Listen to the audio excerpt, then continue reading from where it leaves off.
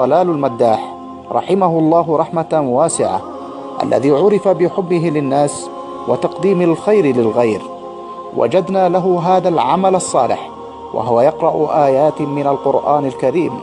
ساعدونا في نشره جزاكم الله خيرا.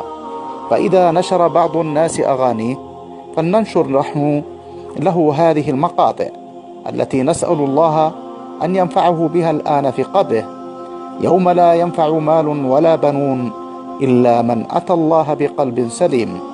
وتذكر اليوم وأنت تساعد في نشر صدقة جارية لشخص متوفى، حتما ستجد إن شاء الله من ينشر لك عملا صالحا بعد وفاتك، ولا حرمك الله أجر نشرك لهذا المقطع.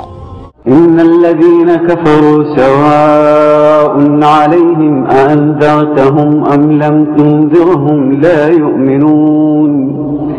ختم الله على قلوبهم وعلى سمعهم وعلى أبصارهم غشاوة ولهم عذاب عظيم.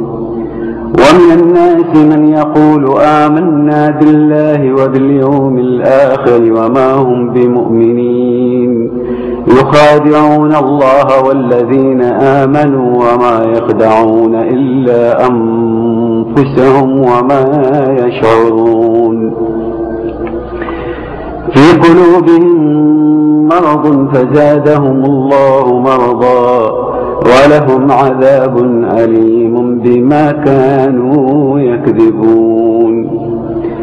وإذا قيل لهم لا تفسدوا في الأرض قالوا إنما نحن مصلحون.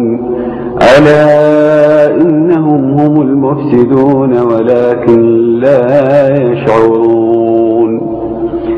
وإذا قيل لهم آمنوا كما آمن الناس قالوا ونؤمن كما آمن السفهاء.